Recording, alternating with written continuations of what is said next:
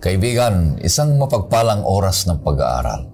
Napakabuti ang Diyos sa bawat isa sa atin sapagkat binigyan na naman tayo ng panahon para pag-aralan muli ang kanyang mga salita. Laging nagbibigay ng panibagong pag-asa ang kanyang mga salita sa ating buhay. Patuloy tayong matibay na sumasampalataya. Patuloy na lumalakas ang ating paglilingkod sa ating Panginoong Diyos habang tayo ay naghihintay sa kanyang malapit na pagdating. Ito po ang iyong lingkod, Pastor Ray Orbi, bilang facilitator sa ating pag-aaral. Sa oras na ito, binabati ko ang bawat isa sa inyo, mga viewers natin from Hong Kong, Kuwait, Israel, Glendale, California, sa Saudi Arabia, sa Malasiki, Pangasinan, sa Metro San Pablo II, Laguna, sa France, sa Italy, sa Arizona, sa Jordan, sa Nueva Vizcaya, sa Palawan, sa General Santos City, sa Cebu, sa Romblon, sa Antipolo, sa Isabela. Lahat ng mga ito ay mga susunod na mababanggit, mga kaibigan at mga kapatid. Susunod ay hihintayin niyo mababanggit kung saan man kayo. Kaya kaibigan, kami ay natutuwa na yung mga comments ninyo na inilalagay ninyo dyan sa comment section sa ating programa ay patuloy nyong ilalagay para malalaman namin kung saan kayo lugar nakakarating ang programang ito. Kaya purihin ng Diyos sa oras na ito, kaibigan. Ang ating mga kasama dito sa studio ay ating mga dating mga kaibigan at mga gagawa na tagapagpaliwanag ng salita ng Panginoong Diyos sa oras na ito dito sa NPUC. Si Pastor Abraham Del Rosario, siya po ang Direktor ng Publishing Ministry dito sa NPUC. Kumusta ka, Pastor Abe? Pinakamabuti, Pastor Ray. At kumusta kayo mga minamahal naming mga kapatid at mga kaibigang viewers ng oras ng pag-aaral. Babatiin natin tong mga masusugid nating viewers sa Quirino. Nagpapabati sila at ang mga kapatid natin dyan sa Alaminos, Seventh-day Adventist Church sa Bolinao, Pangasinan, not Bolinao. At ginaganyak namin kayo mga kapatid na nalalapit na ang distribution ng ating Missionary Book of the Year. Ang title niya ay The Great Controversy. So kayo ay bumili na ng copy ito at basahin ninyo upang malaman ninyo ang napakahalagang pahina ng kasaysayan na may kinalaman sa paglago, at persekusyon na ang mga mananampalatayang Kristiyano noon ay pinanghawakan nila ang kanilang pananampalataya. Gayon din ay huwag nating kalimutan mag-subscribe ng Health and Home. Ito po ang flagship ng Philippine Publishing House. Marami kayong malalaman dito tungkol sa pangkalusugan, pang-espiritual, at lalong-lalo na sa inyong mga legal na problema at pagpapalago ng inyong mga anak. So mura lang po ito mga kapatid.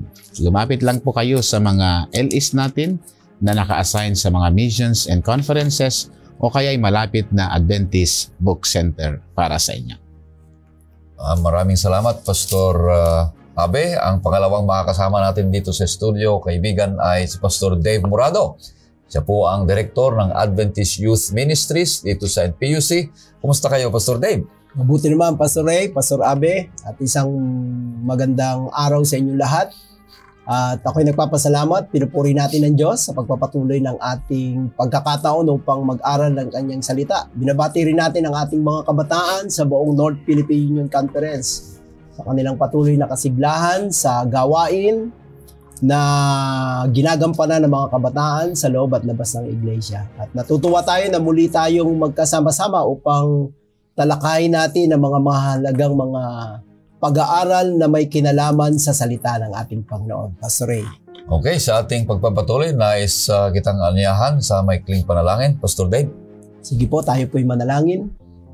Dakila at mapagmahal naming Diyos, nagpupuri kami sa mga oras na ito sapagkat binigyan mo kami muli ng pagkakataon upang pag-aralan ang iyong salita. At ang oras na ito inilalaan namin upang italaga na kayo ang siyang mga siwa sa amin. Ang iyong banal na Espiritu, ihanda ang aming mga puso't isipan, ganun din ang aming mga taga-subaybay upang makita namin ang liwanag ng katotohanan na nais niyong ipaabatid sa bawat isa sa amin. Salamat po sa gabay na inyong igagawad sa panahon ng aming pag-aaral. Ito po ang aking dalangin. Salamat po ng marami sa pagtugon sa pangalan ng aming Panginoong Hesus. Amen. Ang aklat na patuloy na ating pinapag-aralan ngayong trimestre ay ang mga taga-Epeso. Narito kaibigan, na ito'y patuloy na pinapag-aralan natin na sinulatan ni Apostol Pablo sa mga nananampalataya kay Kristo Jesus sa Iglesia ng Epeso. At ganun din naman sa bawat isa sa atin na mga nananampalataya sa ating Panginoong Jesus habang tayo ay naghihintay sa kanyang malapit na pagdating. Ang pamagat ng ating pang-11 na paksa ay ang pagsasabuhay ng dulang katapatan kay Kristo. At ito'y matatagpuan sa Epeso 6, versikulo 9, ang ating talatang sauluhin. Sabi dito, ang mga Panginoon, gayon din ang inyong gawin sa kanila. Iwasan ang pananakot.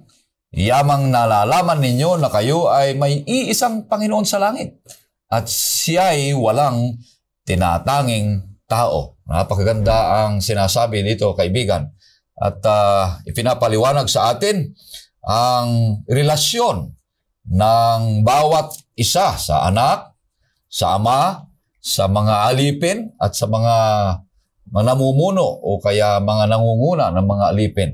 At noong nakaraang linggo, pinag-aralan natin ang mga relasyon ng bawat isa, lalong-lalo na mag-asawa at relasyon sa iglesia, lalong-lalo na relasyon sa ating Panginoong Diyos. At ngayon, Pastor Abe, Pastor Dave, ay pag-uusapan natin kung paano natin tayo magkakaroon ng mas masidhi at mas malalim at masaya at tapat na pakikipag-ugnayan sa bawat isa, sa ama, sa anak, at sa mga magulang at sa mga taong makakasalamuhan natin na kaibigan. Kaya meron po tayong 3 punto na ating pag-aaralan to summarize the lesson ngayong linggo, kaibigan. At ang puntong ito, Pastor Abe, ay 3 R. Ang una dito ay respectful children. Ang pangalawa ay responsible parenthood. Ang pangatlo ay reshape relationship. At ang una dito ay respectful children. Ipapaliwanag sa atin ni Pastor Abe. Pastor Abe, pwedeng ipaliwanag mo kung ano ibig sabihin nito, Pastor. Thank you, Pastor Ray, na mabahaginan natin ang ating mga viewers ng kaalaman tungkol sa ating leksyon na nagbuhat sa Diyos.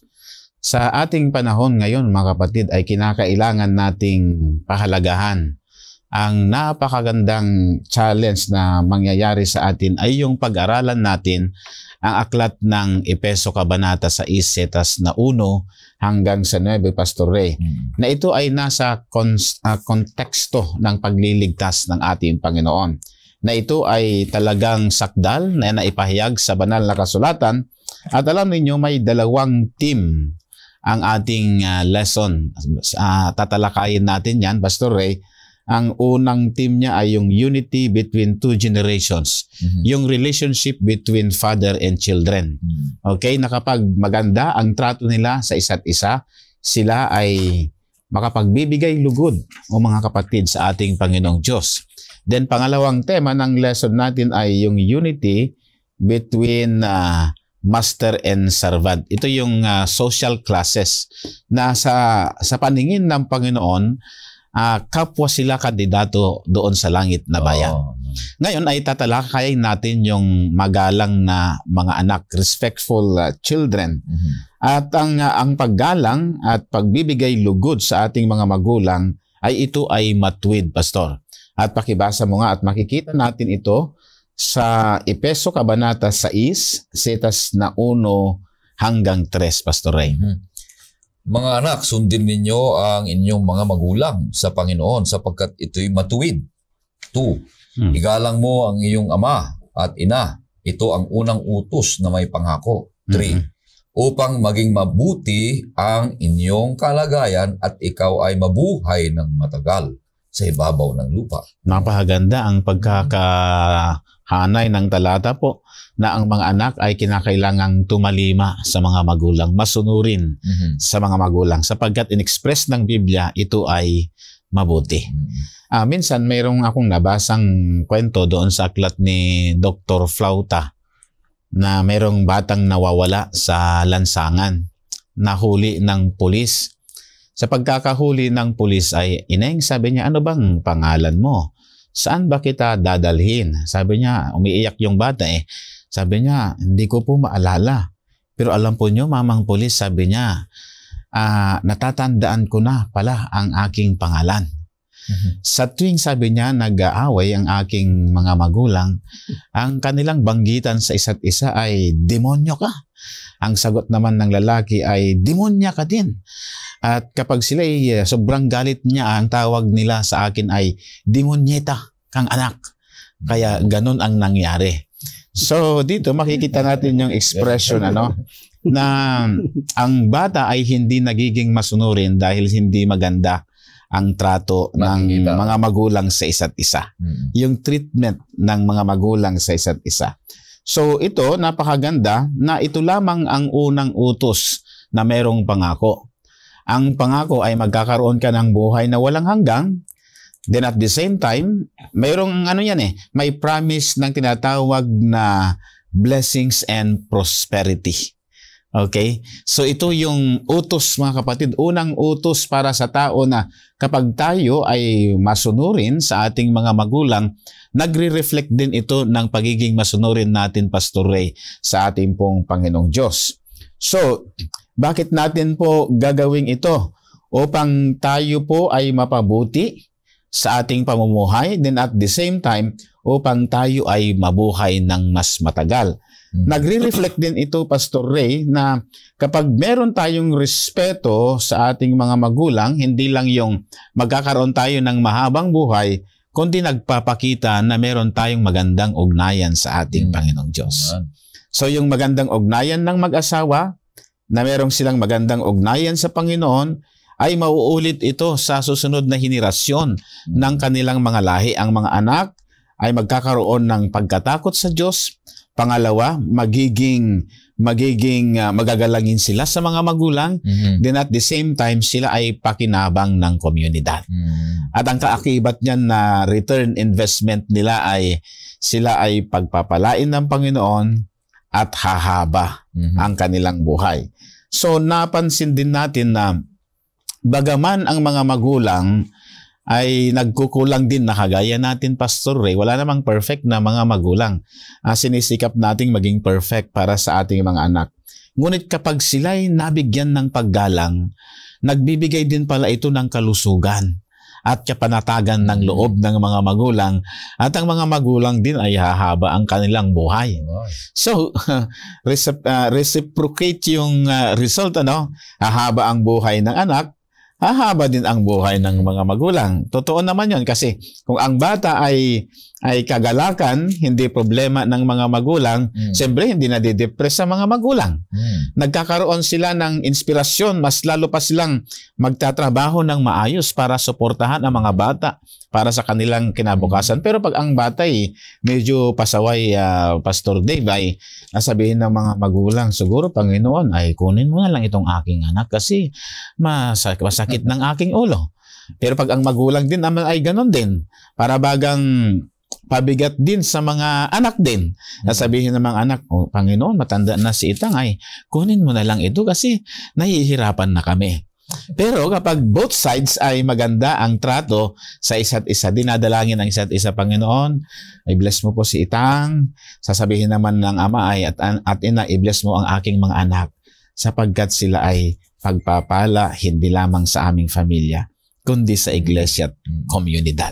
So ito yung magiging bunga ng isang respectful children, Pastor Ray. Napakaganda, kaibigan. Nakita na natin kung paano ang mga anak ay magiging masunurin sa mga magulang sapagkat wala nang ibang mabuti na gagawin ng mga anak kundi yung magiging masunurin sa mga magulang sapagkat sinabi ito, isang matuwid at mabuting bagay ang maging masunurin na anak.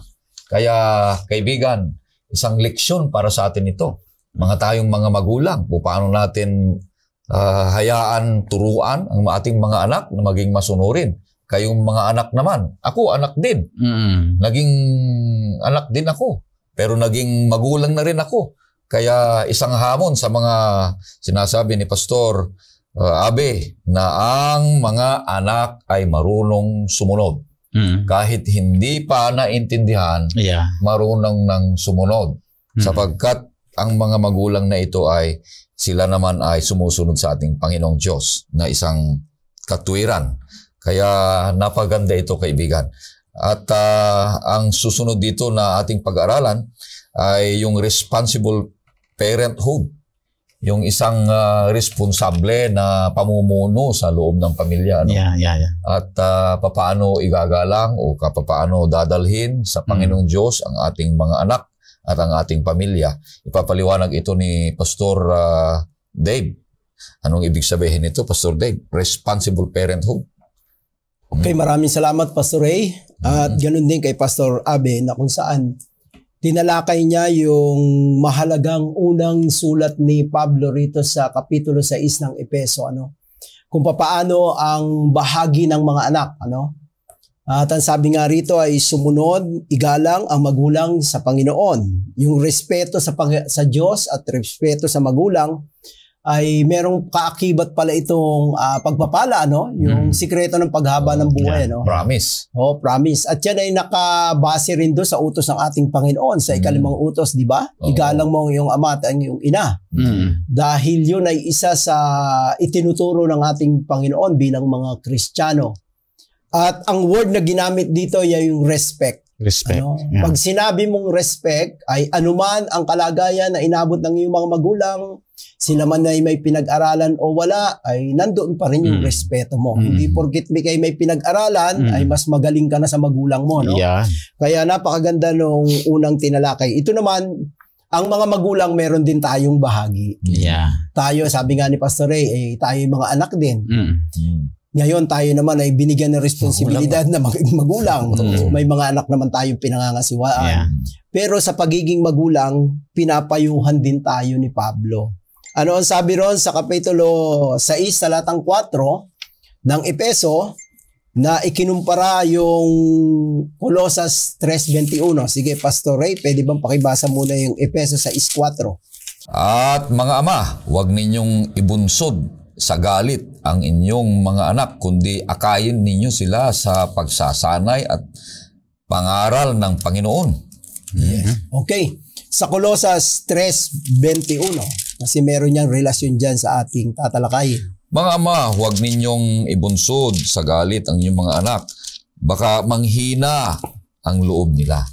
Okay, napakaganda ng mensahe, kung iyong mapapansin, Pastor Abe at Pastor Ray, ang ina-address ni Pablo sa Colosas ay mga ama.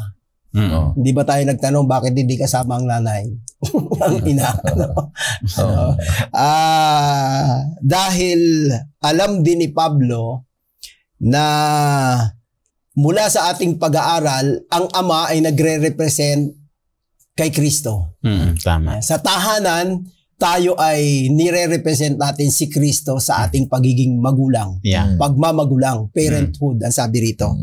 At minsan, sabi nga kanina ni Pastor Abe, walang perfect na magulang. Nabubunsod minsan tayo sa pagkagalit. Dahil minsan ay dun sa hindi pagsunod ng anak.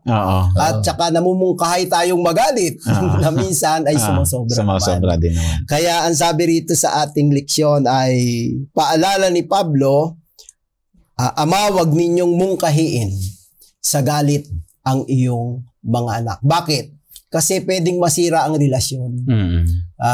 Napakahalaga kasi kahit sa iglesia, tayong mga nagmamagulang o leader ng iglesia, ay minsan nagagalit din ang miyembro ng iglesia dahil tayo rin minsan mali rin ang pangangasiwa.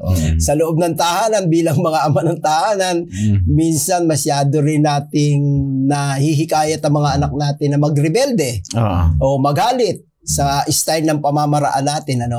Kaya napakaganda rito sa pagiging magulang. Ang sabi nga rito, sanayin sa Epeso 6:4, ano raw ang sabi doon? Sa naidiniin, 3 Train your children. Akayin. Sanayin. Sanayin. Sa pangangaral, sa aral ng Panginoon. Yan. Sa aral ng Panginoon, hindi sa aral mo. Kasi minsan, tayong mga ama, may iba tayong aral, kinukumpara natin, sasabihin din natin. Ito, practical na nangyari talaga, Pastor Ray. Nung ako ay kabataan pa, yun, kinukumpara natin. Sa panahon natin ngayon, sa generation, hindi natin i-quote yun.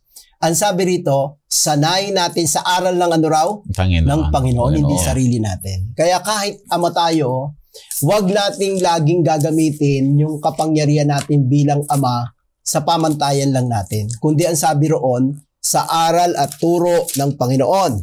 At napakaganda, sabi, training and admonition. Yung word na ginamit dito sa responsible parenthood. Kayo po na mga nakikinig na mga ama, kasama rito ang ina, siyempre. Kaya lang kasi ang head of the family ay ama. Kaya ang kina-quote ni kasi kinukumpara rin niya yan sa iglesia, di ba? Sa iglesia. O tayo bilang parents, ano naman ang pinaka-solusyon para hindi natin mamungkahi sa pagkagalit ang ating mga anak? Ano yung sinasabi rin dito sa sulat na sinasabi rito, ama, maging mabuti at mapagmahal tayo sa ating mga anak. Be kind and loving. Parents, be kind and loving. Ang sabi rito sa isang sulat, ang sabi, be pleasant in the home, restrain every word that would arouse unholy temper.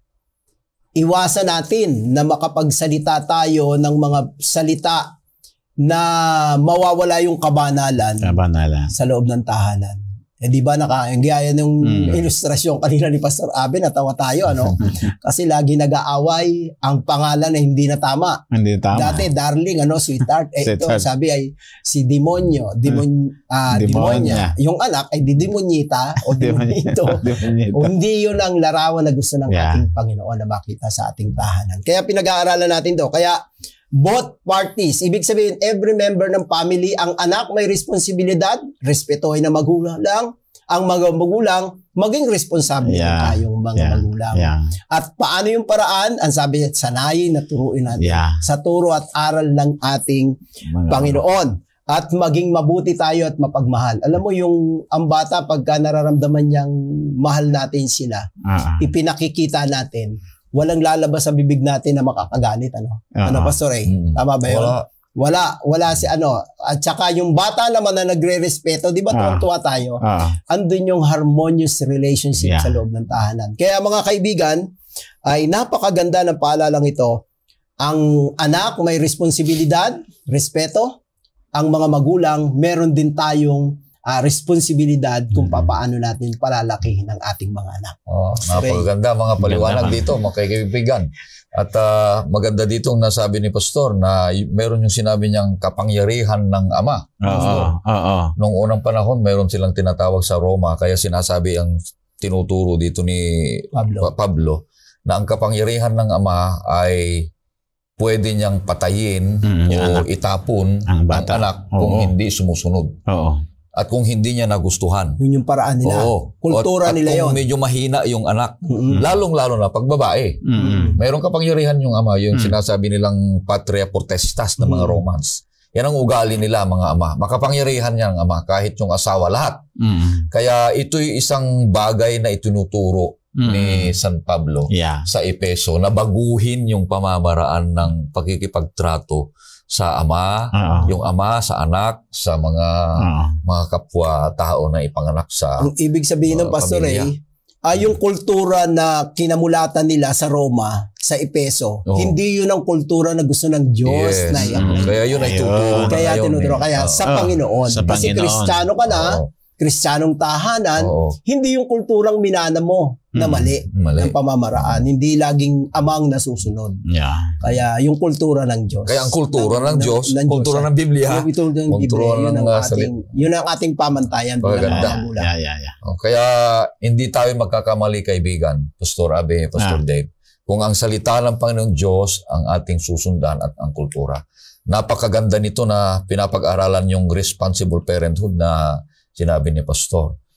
Yung pagiging masunurin na anak, mayroong panahon na hindi siya masunurin. Masunod niya yung gusto niya. At kung nagkamali minsan, after na sinabi mo na mga bagay na itong dapat gawin, di maturuan natin. Yeah. Kasi ang bata, kahit hindi mo tuturuan, gagawa yan ng masama. Kahit hindi mo tuturuan ng masama yan, masama yung inclination niya. Kaya ang ituturo natin, yung mabuti. Yung 10 utos.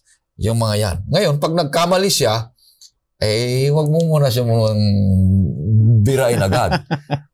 Pero kung ulit-ulitin yan, Pastor, na parang sinasad din niya na yan. Ay, sabi dito sabi sa Kawikaan 13:24 ang hindi gumagamit ng pamalo ay napupuot sa anak niya.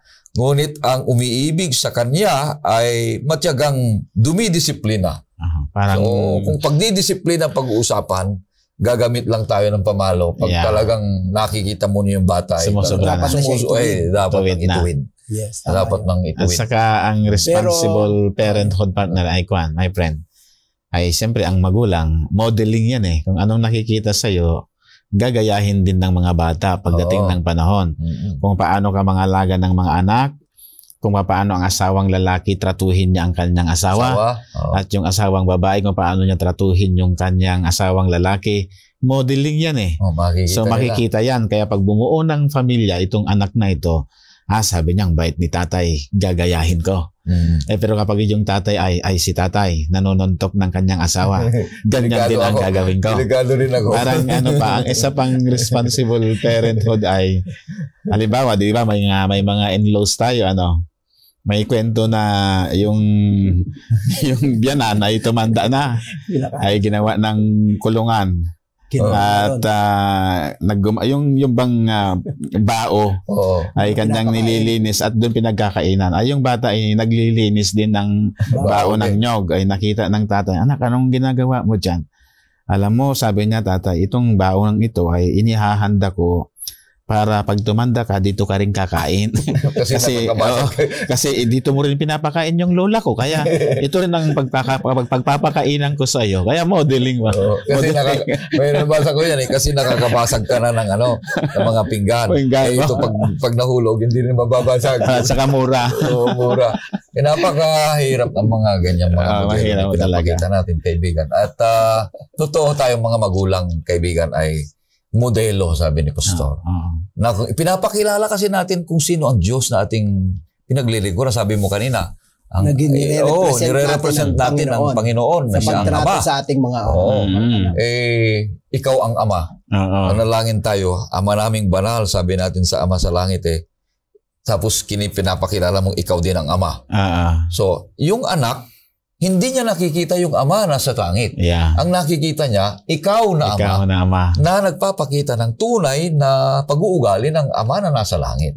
Para masunod ang kalulhati ng Panginoon Diyos. Kaya sabi pa dito sa Proverbio 29, versikulo 17, sabi dito ay, 29, versikulo, supilin mo ang iyong anak at bibigyan kanya ng kapahingahan. At ang iyong puso ay bibigyan niya ng kasiyahan. Amen. Kaya kailangang mga anak na maswail o kaya hindi sumusunod sa pamamaraan ng pagtuturo ng tama at mabuti at matuwid, ay supilin natin. Itama natin. Kaya sa mga bata pa lang, pag bata pa lang yan, tayo mga magulang naman na masanay na silang sumunod. Mayroon akong nakikitang kasi magiging embedded sa buhay ng bata yun Kung masipag ang mga magulang, magiging masipag din ang mga anak. Kung tamad ang mga magulang, tamad din ang mga anak. Kung ang mga magulang ay malaki ang takot sa Diyos, malaki din ang takot sa Diyos ang mga anak. So, yun ay nagre-reflect. Yung responsible parenthood kasi ay dahil bunga sila ng pagmamahalan itong mga bata at pinapakita natin yung tamang pag-aruga, pagpapalaki, paghubog kung paano matakot sila sa ating Panginoong Diyos, magiging ganun din ang pamilyang bubuuin nila barang araw. Kaya nga dito, pinapayo nga sa atin ng prophet natin na ang mga magulang ay maging mabait at mapagmahal. Okay? Ang mga magulang ay gawin nilang ang tahanan ay langit-langitan pa lamang dito sa lupa. Yun ang gusto Ang mga magulang ay kahit na galit na sila, pinipigilin nila yung kanilang mga salita na huwag makapagsalita ng salitang masakit Pero alam mo yun, nung ako'y bata pa, yung lola ko ay parang Armalite yan, ang ano niya. Nung minsan, yung bang nature nang nagpalaki sa iyo, parang na-adapt mo. Sabi ko, kaya pala si nanay ko ay ganyan, ay yung lola ay ganon. Ay, so ganon pala. So naipapasa yan sa next generation ng lahi. Kung mabait ang mga magulang, maipapasa mo sa mga anak ang kabaitan. Kung ang mga magulang ay maka-Diyos, ang mga bata ay magiging maka-Diyos din. Dahil tutularan ka nila kung paano ka nagmomodelo sa kanilang buhay at pananampalataya, Pastor Ray. Napakagandang isabi at ituro yan sa mga bata. Kaya nga lang minsan, kaibigan, makita dapat nila sa atin. Paano natin may tuturo yung bata yung pagiging mapagtimpi? Kung lagi tayong magagalitin. Yeah. Kung parang tayo ang commander at lahat ay tayo ang parang boss. Kung tayo nagpapakita ng mapagtimpi na ugali at marunong maghintay, ay, yung mga bata ay matututo silang mapagtimpi, mapagtiisin at maghihintay. Yung mga batang yan. Kaya napakaganda ang ibig sabihin ng ating leksyon na ipinapakita natin na mahal natin ang ating mga anak. Alam niyo, nung unang panahon na kaya pala yung mga anak ay pag nag-dedicate tayo ng mga anak, pag inihandog natin ang mga anak sa Panginoon Diyos sa simbahan, bakit natin itinataas? Nung unang panahon pala, Pastor, pag itinaas yung ama, yung kanyang anak, ibig sabihin kinikilala niya at inihahandog niya. Sa hari, sa yung anak. Pero sa Panginoon sa atin. Pero pag naipanganak at hindi niya kinilala at iniwanan niya, itapon na yung anak na yun. Wala na. Kaya napakaganda na ang lahat ng mga anak natin ay ihandog natin sa Panginoong Diyos dahil napakalaga, according to research, Pastor, yung 100 na inihahandog ng mga anak, 80 ang iiwan at magiging tapat. Amen. Yung 20 ay magiging pariwara. Waliwala. Kaya mas higit pa ang sinuturo ng banal na kasulatan na ihandog natin ang mga anak, ituro natin, magiging modelo tayo sa ating mga pamilya, mga kaibigan at mga kapatid. At ang panghuli na R dito ay reshape relationship. Pagkatapos na respectful children, responsible parenthood, at reshaped relationship. Pastor Abe. Yeah, itong reshape relationship, ito yung slave and master's relationship. Na kapag ikaw ay alipin, sabi po ng ating lesson, ay pagbubutihin mo ang iyong pagiging alipin. Maglingkod ka bilang serbisyo mo na nagtapat sa ating Panginoon. Kaya basahin mo muna yung talata, Pastor Ray, sa verse 5. At titignan natin kung gaano kaganda itong talatang ito. Mga alipin, sundin ninyo ang inyong mga Panginoon sa laman na may takot at panginginig sa katapatan ng inyong puso na gaya ng kay Kristo. Tignan nyo. So napakaganda, no? Ibibigay mo yung tamang serbisyo. Kilala ninyo si Jose. Si Jose, tignan mo. Si Jose ay galing sa dysfunctional family na ang kanyang ama ay merong 4 na asawa na magkakaiba ang style of parenting, ano? Pero siya, yung parenting na tinanggap niya kay nanay niya na si Richelle ay napakaganda. Mantakin nyo, siya ay ibinenta sa land of Egypt. Tapos naging alipin, wala namang sweldo. Pero ang sabi ng Biblia, lahat ng paglapangan ng kanyang kamay ay pinagpapala. At napansin yun ni Captain Potiphar na nung siya ay, itong batang ito, dahil sa sipag niya, umuunlad ang bukid, umuunlad ang negosyo, umuunlad ang tahanan. Kaya ang sabi ni Captain Potiphar ay, pwede bang Jose, sabi niya, ay ikaw na lang ang manguna sa lahat ng aking kayamanan. Kasi nakita ko sa iyo na pinagpapala ka ng Panginoon.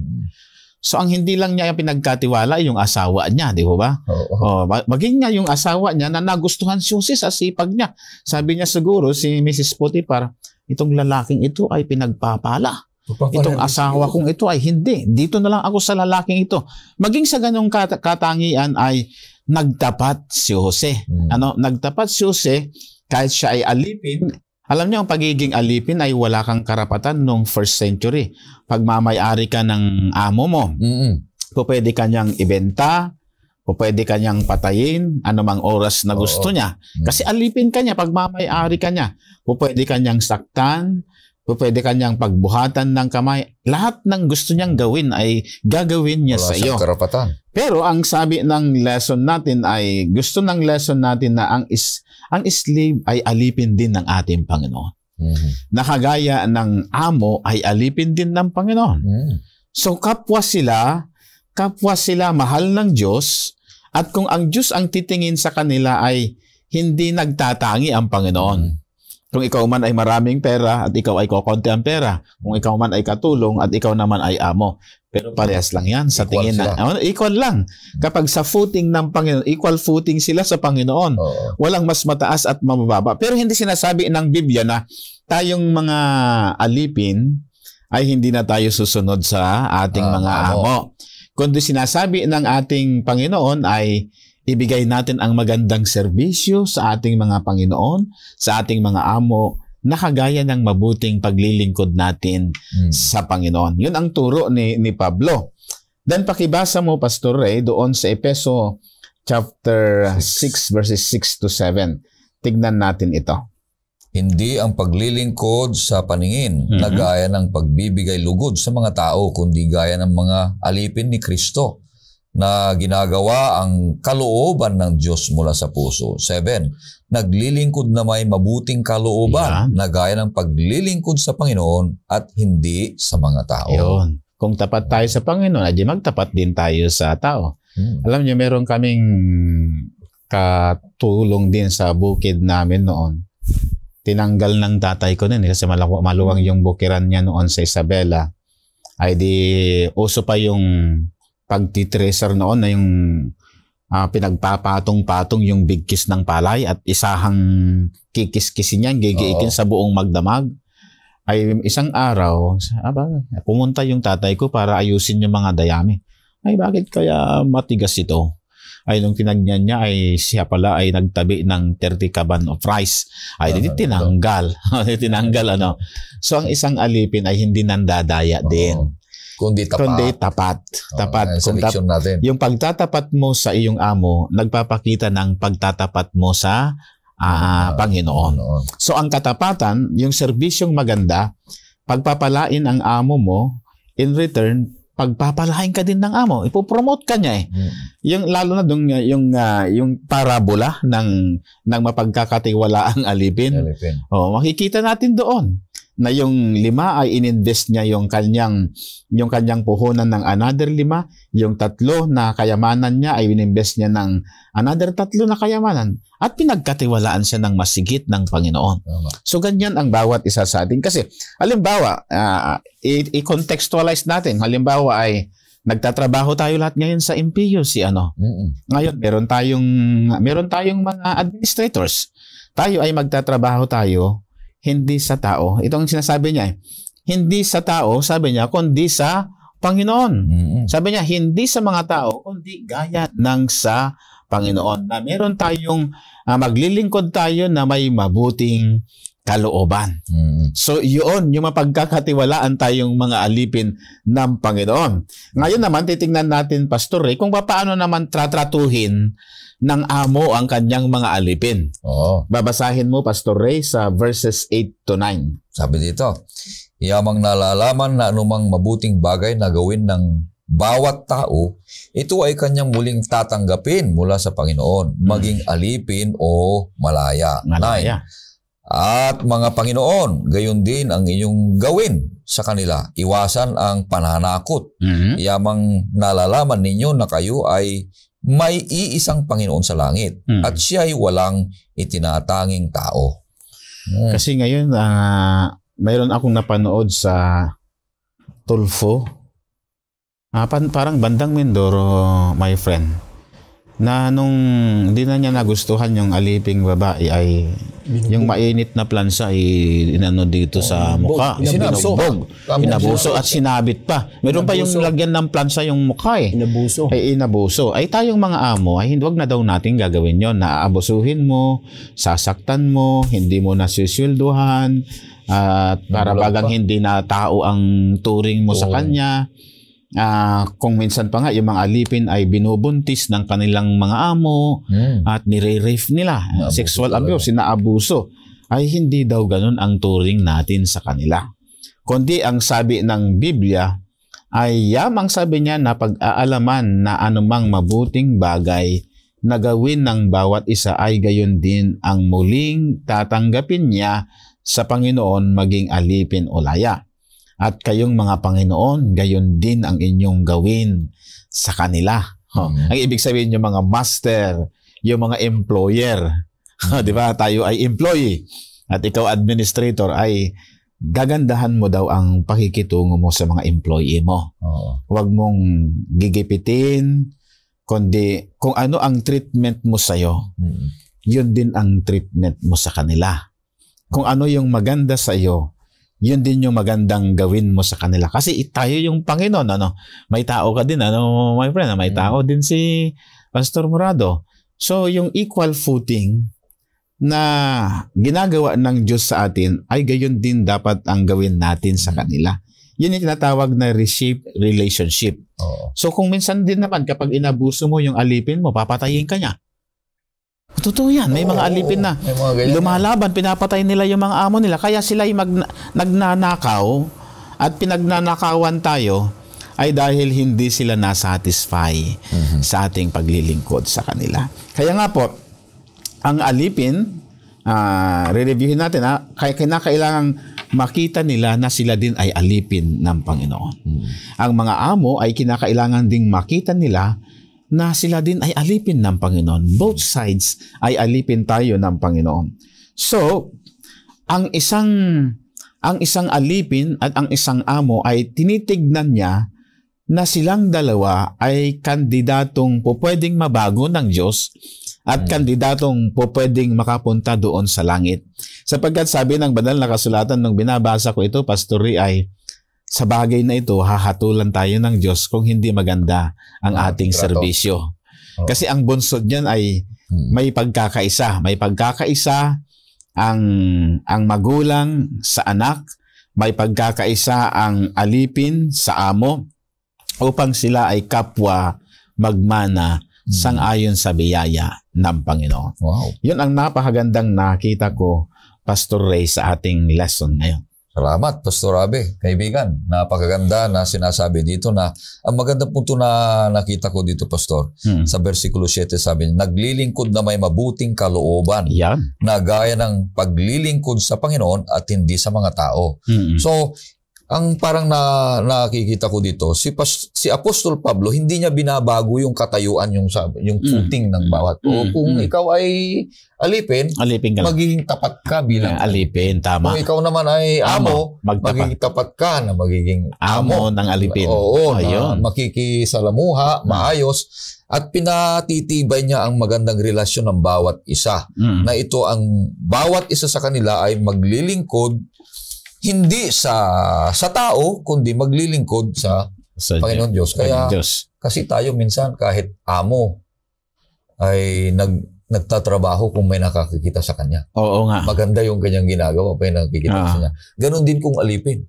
Kung may tumitingin sa iyo na amo mo, tinitingnan ka ng amo mo, maganda yung ginagawa mo, pero wala na yung amo. Wala na. Parang may karanasan ako, Pastor Ray. Nagpagawa ako ng bahay doon sa Metro Manila. Ay medyo nagtago ako. So may salandrahan dalawa ang hahawak yan at mayroong tagapala para magsalandra ng buhangin. Alam mo yung momentum lang nagpapala, talagang papalubugin yung araw para dahan-dahan naman yung ganyan nagkukwento sila. Yun yung arawan. arawan. Tapos pag hinagis ay pag hinagis ay talagang hindi nagmamadali. Nagpala na parang Kukwentuhan nga sila. Sabi ko, nung sinubukan kong mag-ganong friend, mas marami akong nagawa kaysa kanila. So, yun ay, huwag mong dadayain yung amo mo. Yung nagpapasweldo sa iyo. Yung employer mo, wag mong dadayain. Kasi yun yung modern na ngayon eh. Yung employer mo, kapag umunlad ang paglilingkod mo, uunlad din yung employer mo. Ang dating, uunlad ka din kasi palalakihin yung sweldo mo. Di ba? So, wag nating dadayain, sabi ng Panginoon. Kasi, ang naglilingkod sa amo ay naglilingkod sa Panginoon. Ang naglilingkod sa alipin ay naglilingkod pa rin sa Panginoon. Parehas lang yon. Walang pagkakaiba. Pero Pastor Ray, may sinasabi rito kasi sa ating talata, sa ating pag-aaral, reshape relationship. Yeah, that's right. Ano yung relasyon mo bilang, halimbawa, ikaw ang amo, dun sa alipin, slave, sa panahon ng konteksto kasi rito no? Itandaan mo, yung slave at ikaw na amo, pareho sa harapan ng paningin ng Diyos. Pareho kayong alipin ni Kristo. Alipin ni Kristo. Kumusta yung relasyon ninyo sa bawat isa at relasyon ninyo sa Diyos? Tama. Reshape. Nire-reshape Yung relationship ang dinidiin dito ni Pablo, na kayo na mga amo, sinasabihan din na yung pagtatrato mo rin sa alipin, tandaan mo, pareho lang kayo sa harapan ng Diyos, bagamat ikaw ay mas mataas sa Kanya sa tungkulin, sa responsibilidad, pero pagdating sa relationship, dapat maganda. Maganda. At ikaw naman na alipin, isipin mo, amo mo nga yan, pero tandaan mo, ginagawa mo yan para sa Panginoon. Para sa Panginoon. Hindi sa tao. Hindi sa amo mo. Hindi sa amo mo ginagawa mo yun, pero pareho kayo mabibless. Kaya yung relationship, rito, yung harmonious relationship pa rin Kasi sinimulan dito sa anak, sa magulang, tapos ito, kasi meron tayong mga tinatawag na mga kasambahay. Yung pagtatrato natin. Yeah, diba? Yun din ang isa, yung relasyon natin. Gaya nyo, nung inalimbawa mo, inabuso ng amo. Yung mga alipin o yung mga katulong. Tayo na mga Kristiyano, ini-expect, pinapayuhan. Kasi sa panahon ni Pablo, dala-dala pa rin yung kultura na ito. Na alipin lang yan, wala kang karapatan, wala kang karapatang magsalita, wala kang karapatang mag-suggest, hindi ka pwede mga tuwiran, ang amo mo lang ang masusunod. Kaya sa pagiging Kristiyano, hindi gano'n. Hindi gano'n, di ba? Hindi gano'n. Kaya dito sinasabi, slave master must see the slave fellow citizens in God's kingdom. Amen. Pareho kayong mamamayan ng kaharian ng ating Panginoon. Kaya yung responsibility mo ay dapat ingatan ninyo pareho. Uri ng Panginoon Diyos. Sabi dito, the secret of good workmanship is to do it for God. Kaya lahat ng mga ito, mapaganda ang discussions natin, ayon dito sa ating title ng ating lesson, Katapatan kay Kristo. Maging alipin ka o kasambahay ka. Kasambahay ka na ngayon, yun yung application niya. Hindi mo naman pwedeng mabago yan. O kasambahay ka man, o ikaw man ang amo, o ikaw man ay magulang, ikaw man ay anak, ikaw ay gagawa na may katapatan sa ating Panginoong Diyos. Dahil ang Panginoong Diyos ay laging nakatingin sa iyo. Kung wala yung amo mo, wala yung sino mang nakakakita sa iyo, dapat sabi dito ay maging tapat ka sa lahat ng mga bagay na inyong ginagawa na ibinigay sa iyo ng Panginoon niya, responsibility mo upang magbigay kaluguran sa mga tao, lalong-lalo na sa ating Panginoon Diyos. Napakaganda, kaya ang ating leksyon ay 3 punto. Respectful children, mga nagrespeto sa mga magulang, at sabi dito, responsible parenthood, tayo mga magulang ay responsable, tapat tayo sa ating paglilingkod, pagseserbisyo sa ating mga pamilya, at ganito, reshape relationship. Aayusin natin yung ating pagkikipagrelasyon sa mga tao, lalong-lalo na sa mga alipin, sa mga amo, at mga nangunguna sa atin, mga leaders natin. Pwede rin itong applicable ito sa ating leksyon sa panahon na natin ngayon. Kaya ito'y magbigay kaluguran sa ating Panginoon Diyos na magiging isa sa kabuhayan at magiging sukdulan na tayo ay tapat sa ating Panginoong Diyos sapagkat nakikita na naman ito sa ating mga kapwa. Maraming salamat kaibigan at kapatid. At ito po ay magtatapos na tayo. Na bago tayo makarinig ng panalangin ni Pastor Abe, ay makakarinig muna tayo ng isang awitin.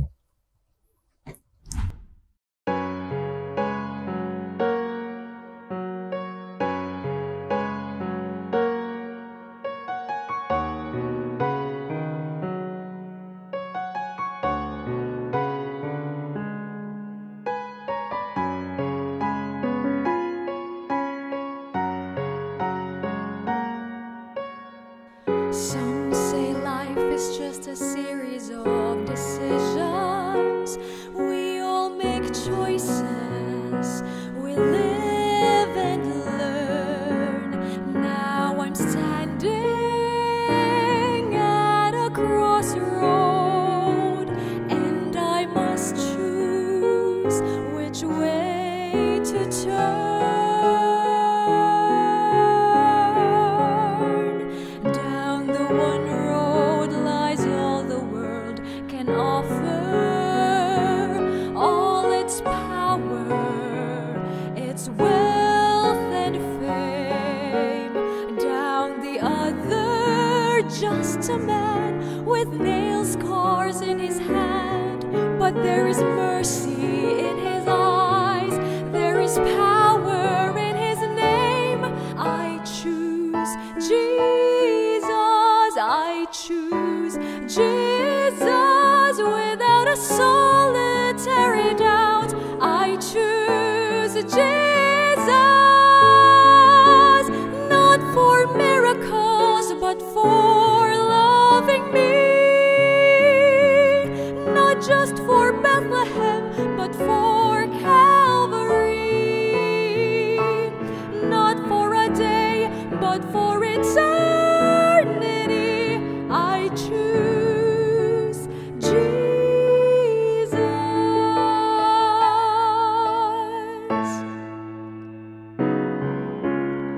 All my life I sailed the sea of reason.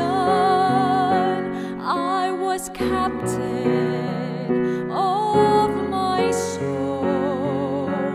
There was no need for a savior.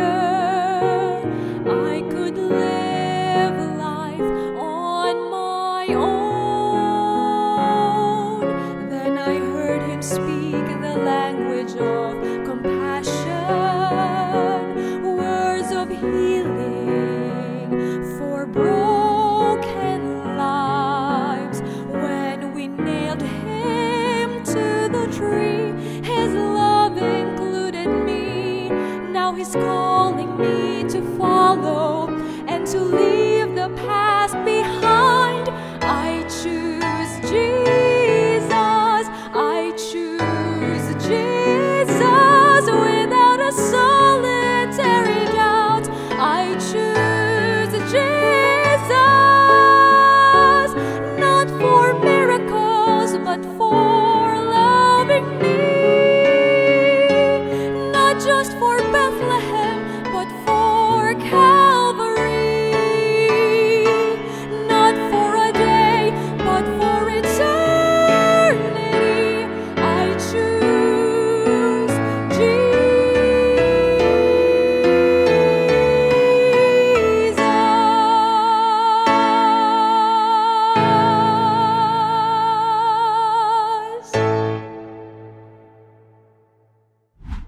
Tayo po'y manalangin, mga kapatid. O dakila naming Panginoong Diyos, nagpapasalamat po kami na kay buti ninyo na tinuruan nyo kami ng leksyon na magiging masunurin sa aming mga magulang at magiging mapagmahal sa aming pong mga anak. Isang larawan ng napakagandang pagkakaisa, napakagandang trato ng magulang sa anak at gayon din ng anak sa magulang. Gayon din na lahat kami na may mga inaalagaang mga alipin na naglilingkod din sa mga kanya-kanyang amo. Makita sa amin nawa ang magandang ugnayan na kagaya ng napakagandang ugnayan namin sa inyo.